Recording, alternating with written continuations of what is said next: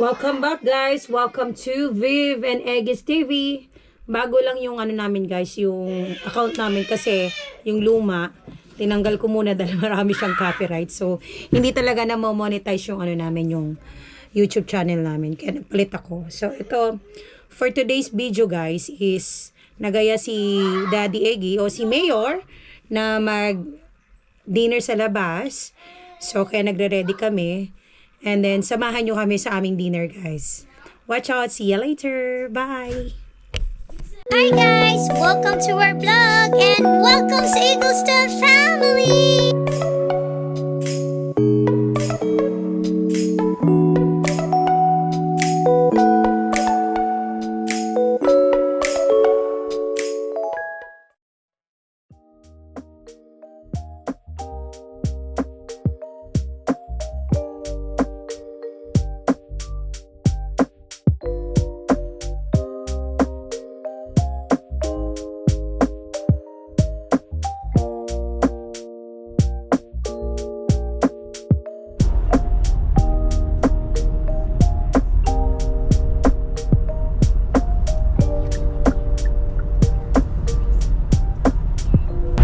We are now in the outback. What is this? This is not the closet. Where's the outback? Wow, here. This is not the closet. Here's the outback, babe. The closet. This is lunchy.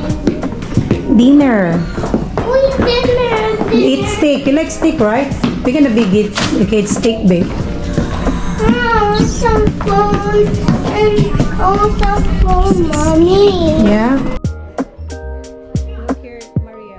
Look this one. Wow.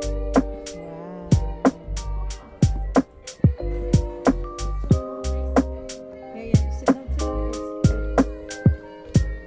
Charlie, sit down first.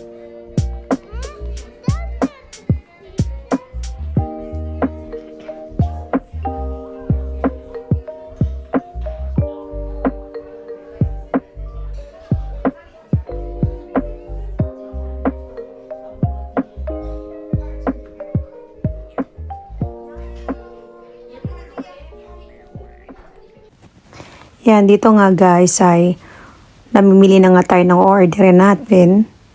Pero ang daming masasarap na pagkain guys, hindi mo alam kung anong pipiliin mo. Kaya hinayaan ko na si Mayor ang umorder para sa amin.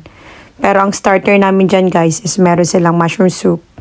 Yun ang gusto ng mga bata, starter. Tapos may free bread na yon at with butter. So guys, dito is namili dyan si Mayor para sa amin. At na-choose namin yung steak at lamb tsaka yung spare ribs. At kasama sa order din namin guys is yung spaghetti ng mga bata at tsaka may top siya na ribs na rin. Kaya and then may kasama na rin yung set yung in-order namin dyan guys. May kasama na rin drinks. Sobrang sarap dyan sa Outback guys. Kaya pag may special, pag pumupunta kami dyan, birthday, celebration, ganyan. So napaka sarap.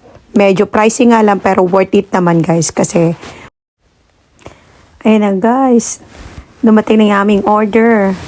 Itsura pa lang, sarap-sarap na. Ayan, lalo yung sauce guys, grabe, ang sarap.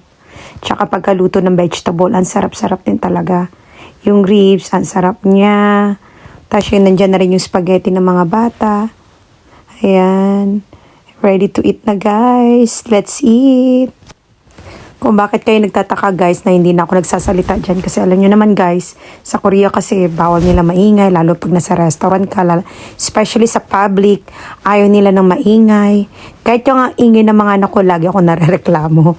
Ewan ko ba, ayaw nila ng maingay. Siguro naiirita sila, hindi ko lang alam.